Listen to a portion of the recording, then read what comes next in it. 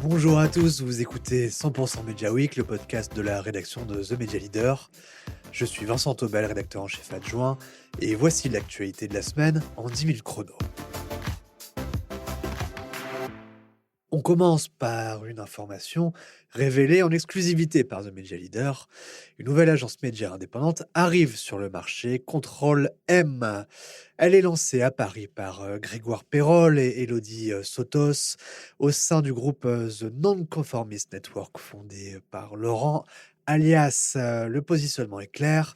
Prendre le contre-pied des pratiques actuelles, les fondateurs dénoncent un écosystème dominé par le benchmark permanent, l'automatisation et la plateformisation qui produit selon eux des plans médias de plus en plus standardisés. Des plans souvent interchangeables avec une rentabilité sous pression avec Contrôle M. L'ambition est donc de remettre la singularité des marques au centre des stratégies médias, un signal intéressant dans un marché où l'industrialisation des pratiques est devenue la norme. Et l'agence démarre déjà avec 3 clients, preuve que cette approche trouve un écho. Autre actualité majeure, la performance de Publicis. Selon le classement 2025 du Global New Business de Convergence, le groupe arrive en tête au niveau mondial à la fois en volume total et en business net. Publicis a généré 10 milliards de dollars de nouveaux budgets, soit environ un tiers de tous les investissements médias ayant changé d'agence dans le monde. Parmi les gains, Coca-Cola en Amérique du Nord, mais aussi Aldi, Mars, LinkedIn, PayPal ou encore Paramount. C'est la septième année consécutive que le groupe domine ce classement. Derrière les concurrents Dentsu, Havas, Omnicom ou Media Brands restent à distance avec des résultats nettement inférieurs. Arthur Sadoun, le patron de Publicis, salue la solidité du modèle dans un contexte de restructuration et de pression économique sur le secteur. Un point clé ressort, la taille reste déterminante, notamment sur les marchés stratégiques comme les États-Unis et la Chine. À noter aussi WPP, qui est le seul groupe du Big Six à afficher un recul avec une perte importante de budget. Globalement, le marché devient plus instable. Le taux de rétention des budgets tombe à 21%, son plus bas niveau depuis 8 ans.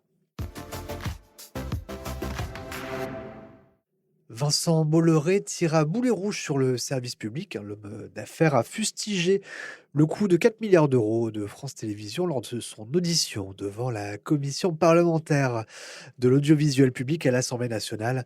Il n'a rien contre l'entreprise présidée par Delphine Ernotte, mais pourtant, ça coûte trop cher selon lui. Il n'est pas contre l'ouverture à plus de publicité sur les antennes. On l'écoute tout de suite. Le service public me va très bien, je suis très content, mais dans les moments où on serre la ceinture, il faut savoir ce qu'on veut faire de l'argent. Et puisque vous m'interrogez, je vous dis, vous voyez, on parle du France Libre, là, ou de la France Libre, je ne sais pas, le nouveau porte-avions qui va coûter 10 milliards, voilà, qui sera prêt dans 10 ans peut-être.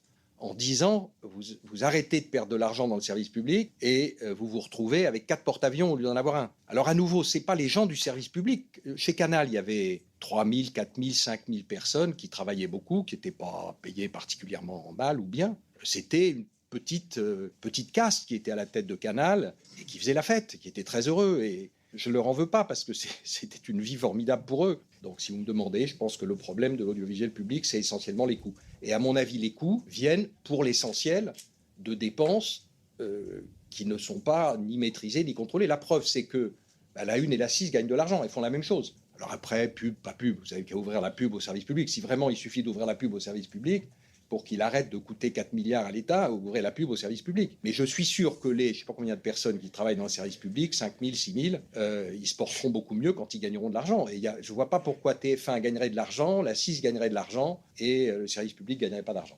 Voilà, mais pardon, je ne suis pas un spécialiste, voilà, si ce n'est que j'ai monté quand même des télés, je sais comment, à peu près comment ça marche.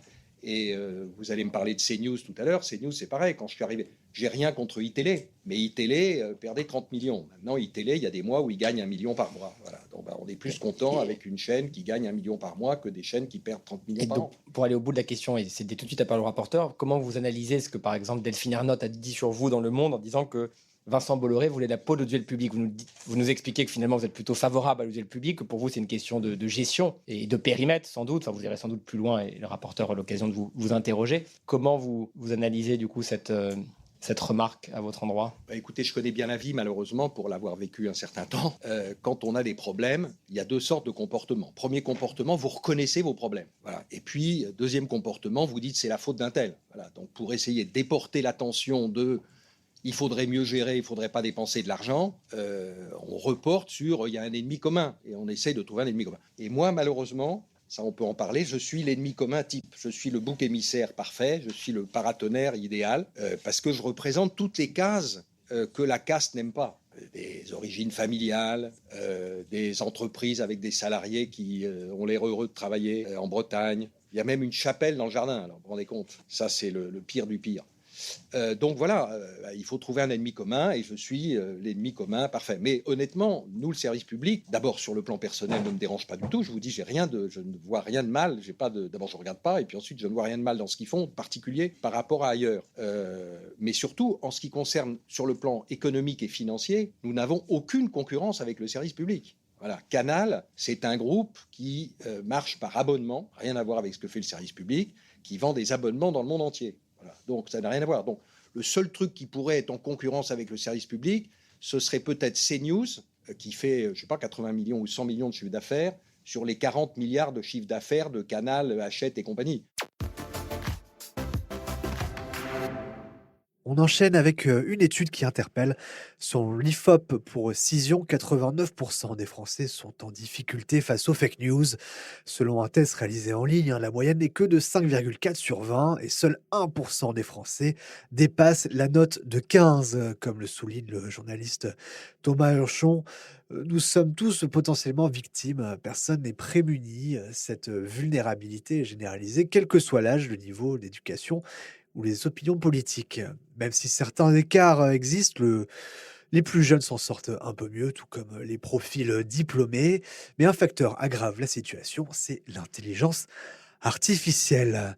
97% des personnes interrogées échouent à identifier correctement des visages générés par IA. Un chiffre qui montre à quel point la frontière entre vrai et faux devient floue au-delà de l'enjeu sociétal. Il y a aussi un impact économique majeur, plus de 400 milliards de dollars en 2024 pour les entreprises. Ça se traduit par des risques réputationnels, des fraudes ou encore une perte de confiance. Toujours sur l'intelligence artificielle, le débat s'intensifie en France. 19 organisations, dont la SACEM, la SCAM ou encore TF1, plaident pour une présomption d'usage des contenus par les entreprises d'IA. Concrètement, cela reviendrait à inverser la charge de la preuve. Les acteurs d'IA seraient présumés avoir utilisé les contenus protégés et devraient démontrer le contraire. L'objectif, c'est de mieux protéger les ayants droit et faciliter les recours. Alors aujourd'hui, les créateurs peuvent refuser l'utilisation de leurs œuvres, mais souvent trop tard, une fois les contenus déjà exploités. Cette proposition de loi validée par le Conseil d'État sera bientôt discutée au Sénat. En toile de fond, une question centrale: comment préserver la création dans un monde dominé par l'intelligence artificielle? Ce jeudi, Kantar Media présentait le Top Annonceur en partenariat avec Stratégie. Quelles sont les tendances d'investissement des médias annonceurs aujourd'hui entre le total vidéo, le total audio, le retail search? Le panorama gagne en profondeur. Denis Gaucher, patron de Kantar Media en France, nous livre son analyse. On voit quand même que beaucoup de distributeurs étaient nominés, voire gagnants. Donc on voit que c'est un secteur qui est actif et qui communique beaucoup. C'est le premier point. La deuxième chose, c'est qu'on voit que dans les dispositifs de communication, mais en fait c'est de plus en plus varié, qu'on voit qu'il y a beaucoup d'annonceurs qui utilisent de plus en plus de leviers, qui testent des choses, et on sent qu'il y a quand même une certaine dynamique sur les aspects de communication. Et c'est vrai que la grande nouveauté de ce top annonceur, c'est que nous avons intégré l'ensemble des leviers qui sont mesurés par Kantar Media, donc aussi bien les médias qu'on pourrait appeler traditionnels, et tous les leviers digitaux que sont le paid search, le paid social, l'IPTV replay, le display classique, également l'audio digital. Et puis avec aussi un petit focus sur le retail média qui est la nouveauté de l'année 2025. On voit l'audio digital aussi, l'audio global revenir, la vidéo, c'est les principaux investissements de 2025. On sent qu'il y a un changement de discours et on parlait beaucoup de médias, de médias jusqu'à maintenant et que maintenant on parle beaucoup de formats, de vidéos, d'audio. Et dans les stratégies des annonceurs, souvent ils annoncent on a accéléré sur la vidéo, on a accéléré sur l'audio. Et donc, en fait, chez Kantar Media, un des grands chantiers et une grande innovation qui va voir le jour en 2026, c'est d'arriver à fournir des résultats, en plus de ce qu'on faisait jusqu'à maintenant, sous forme de format, où en fait, on pourra avoir un total vidéo, un total audio, ce qui permettra de voir en fait quelles sont les stratégies des annonceurs et quelles sont les évolutions et les investissements qui se font sur les différents formats vidéo et les différents formats audio. Et dans le cadre de la vidéo, un sujet qui était de la R&D pour nous en 2025, qui ça y est va voir le jour en 2026 et qu'on intègre dans l'ensemble de nos mesures la partie CTV, qui est une vraie demande et on voit que les annonceurs étaient assez friands de tester. En fait, on a entendu souvent le mot de tester en fait sur ces plateformes CTV pour voir un petit peu comment cela pouvait avoir comme répercussion sur la notoriété de la marque, voire sur les différentes ventes. Donc, on va sortir cette veille de la CTV courant 2026, l'été à la rentrée au mois de septembre. Beaucoup de nouveautés chez Kantar Media, notamment le changement de nom en 55 Blue, ces nouvelles offres qui sont présentées cette année. Est-ce qu'il y a d'autres types de veilles qu'on peut imaginer? Peut-être, on parlait de Retail Search, notamment ce matin.